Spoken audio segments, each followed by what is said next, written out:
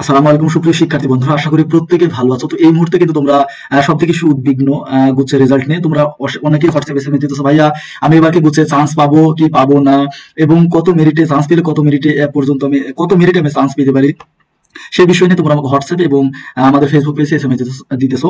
তো সেই বিষয় নিয়ে কথা বলবো। তো ভিডিওটি শুরু করার আগে এখনো যারা ভাই চ্যানেলটি এডুকেশন উইথ সাগর এই চ্যানেলটি সাবস্ক্রাইব করুন। ভাইয়া তুমি যদি বিশ্ববিদ্যালয়ের একজন প্রকৃত ভর্তি যোদ্ধা হয়ে থাকো তাহলে কিন্তু তোমাকে অবশ্যই ভাই চ্যানেলটি সাবস্ক্রাইব করে রাখতে হবে।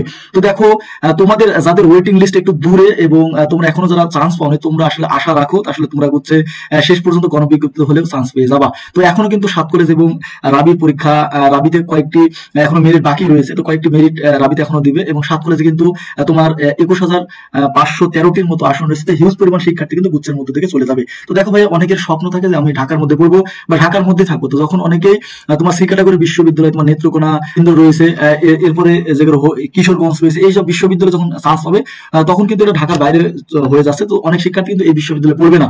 তো তোমাদের যখন 7 কলেজের পরীক্ষা হবে তখন কিন্তু অনেক শিক্ষার্থী সি ক্যাটাগরি বিশ্ববিদ্যালয় ছেড়ে দিয়ে তোমার হচ্ছে 7 কলেজে ভর্তি হবে। তখন কিন্তু তোমার হিউজ পরিমাণে একটি আসন ফাঁকা হয়ে যাবে গুচ্ছে। এরপর রাবিতে যখন তোমার আরো যখন মেরিট গুলো দিবে, অনেক শিক্ষার্থী রয়েছে গুচ্ছ এখন পর্যন্ত ভর্তি রয়েছে। তো রাবিতে যখন তারা চান্স পাবে রাবিতে কিন্তু চলে যাবে, ঠিক আছে। তো তখন কিন্তু আসলে আসন ফাঁকা হয়ে যাবে। তো তোমাদের যদি একটি পরিসংখ্যান দেখাই, দ্বিতীয় মেরিটে বিজ্ঞান বিভাগের শিক্ষার্থী 11,225 মিনিট থেকে কিন্তু তোমার বাংলা সাবজেক্ট পেয়েছে। বিভাগের শিক্ষার্থী 3734 মিনিট থেকে বাংলা সাবজেক্ট পেয়েছে এবং বাণিজ্য বিভাগের শিক্ষার্থী 3051 মেরিট থেকে সে দর্শন সাবজেক্ট পেয়েছে।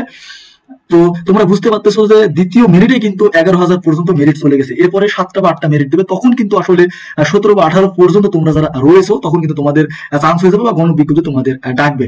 তো দ্বিতীয় মেরিটে যে বিষয়টি দেখেছিলাম যে এ ক্যাটাগরি যারা বিশ্ববিদ্যালয় ছিল 1 থেকে 25 মধ্যে, তাদের কিন্তু চান্স হয়ে গিয়েছিল, এবং বি এবং সি ক্যাটাগরি যে বিশ্ববিদ্যালয়গুলো ছিল, বাকি যে 10টি বিশ্ববিদ্যালয়, এখানে কিন্তু 1 থেকে 40 বা 45 মধ্যে যাদের ওয়েটিং লিস্ট ছিল তাদের কিন্তু চান্স হয়ে গেছে। তোমরা আসলে অনেকে এসএমএস দিচ্ছ, ভাই আমার 100 মেরিট, আমার 50 মিনিট, আমার 60 মিনিট, আমি তৃতীয় মেরিটে সাবজেক্ট পাইনি বা সাবজেক্ট না পাওয়ার কারণ কি? তৃতীয় যেই আমাদের মেরিট লিস্টে দিল গুচ্ছে, তৃতীয় মেরিটে আমি সাবজেক্ট না পাওয়ার কারণ কি? তো তোমাদের তৃতীয় মেরিটে সাবজেক্ট না পাওয়ার প্রধান কারণ হচ্ছে তোমাদের কোটা।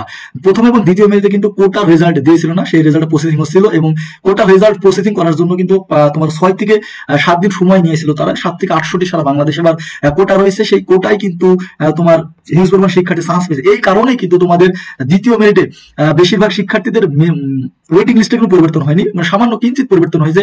যাদের ওয়েটিং লিস্ট তোমার 30 ছিল তাদের 15 হয়েছে, যাদের 9 ছিল তাদের 5 হয়েছে, কিন্তু অনেক শিক্ষার্থী চান্স পায়নি। কারণ এর প্রধান কারণ হচ্ছে কোটা রেজাল্ট। এই কোটা রেজাল্ট তোমার হচ্ছে দিয়ে দিয়েছে। এরপরের থেকে তোমার যখন মাইগ্রেশন শুরু হবে, চতুর্থ মেরিট থেকে আশা করা যাচ্ছে এটা ঠিক হয়। বাণিজ্য বিভাগের শিক্ষার্থী যারা রয়েছে, তোমাদের যাদের ওয়েটিং লিস্ট 1 থেকে 250 এবং গুচ্ছ যাদের মেরিট লিস্ট 5000-এর মধ্যে ছিল, তারা আশা রাখো যে গুচ্ছ এবার কিন্তু গণবিজ্ঞপ্তি শেষ পর্যন্ত হলো তোমরা আসলে একটি সাবজেক্ট পাবে। এবং বিজ্ঞান বিভাগের শিক্ষার্থী 17 বা 18-এর মধ্যে, কে 18,000 মধ্যে যারা রয়েছে এবং ওয়েটিং লিস্ট 1 থেকে 600-এর মধ্যে রয়েছে বিভিন্ন বিষয়ে, বিভিন্ন বিশ্ববিদ্যালয়ের বিভিন্ন সাবজেক্টে, তারা কিন্তু আসলে গুচ্ছে এবার তোমাদের ওয়েটিং লিস্ট থেকে বা গণবিজ্ঞপ্তিতে অথবা মেরিটে তোমাদের চান্স পাওয়ার পসিবিলিটি রয়েছে, ঠিক আছে। তো তোমাদের হতাশ হওয়ার কোনো কারণ নেই, হিউজ পরিমাণ শিক্ষার্থী চান্স পাবা। তো তোমরা এসএমএস দিতেছিলে যে ভাই কত ওয়েটিং থেকে আমাদের সেফ জোন, বা আমি মানবিক বিভাগের শিক্ষার্থী বলে রাখি 1 থেকে 300-র মধ্যে তোমরা যারা রয়েছে তারা কিন্তু চান্স পাবা। বাণিজ্য বিভাগের শিক্ষার্থী 1 থেকে 600-এর মধ্যে তোমরা যারা রয়েছে তোমরা গণবিজ্ঞপ্তি হলেও চান্স পাবা, এবং বাণিজ্য বিভাগের শিক্ষার্থী তো বললাম 1 থেকে 200-এর মধ্যে হলেও কিন্তু তোমরা চান্স পেয়ে যাবা। এবং তৃতীয় মেরিটে তোমাদের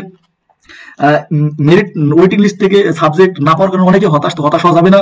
কোটা রেজাল্ট কিন্তু দিয়ে দিয়েছে, এরপর কিন্তু আর কোটা নেই তোমার। চতুর্থ মেরিটে যখন তোমাদের সাবজেক্ট মাইগ্রেশন হবে, মাইগ্রেশন হওয়ার পরে কিন্তু তোমাদের হিউজ পরিমাণে একটি আসন খালি হয়ে যাবে। তখন কিন্তু তোমাদের আবার দ্বিতীয় এবং তৃতীয় মেরিটের মতো, প্রথম এবং দ্বিতীয় মেরিটের মতো টানবে। প্রথম মেরিটের মতো টানবে না, দ্বিতীয় মেরিটের মতো টানবে, বা না টানলেও তোমাদের কিন্তু প্রায় কাছাকাছি টানবে। তো তোমাদের হতাশ হওয়া যাবে না, যেহেতু গুচ্ছের একটা লেন্দি প্রসেস, শেষ পর্যন্ত তোমাদের অপেক্ষা করতে হবে। শেষ পর্যন্ত অপেক্ষা যদি তোমরা করো তাহলে কিন্তু তোমরা আসলে একটি সাবজেক্ট পাওয়ার তোমাদের সম্ভাবনা রয়েছে, ঠিক আছে। তো ভিডিওটি এখানে শেষ করবো। তো ভিডিওটি শেষ করার আগে এখন যারা তোমার ভাই চ্যানেলটি সাবস্ক্রাইব করে দ্রুত সাবস্ক্রাইব করে দাও। ধন্যবাদ সবাইকে, আসসালামু আলাইকুম।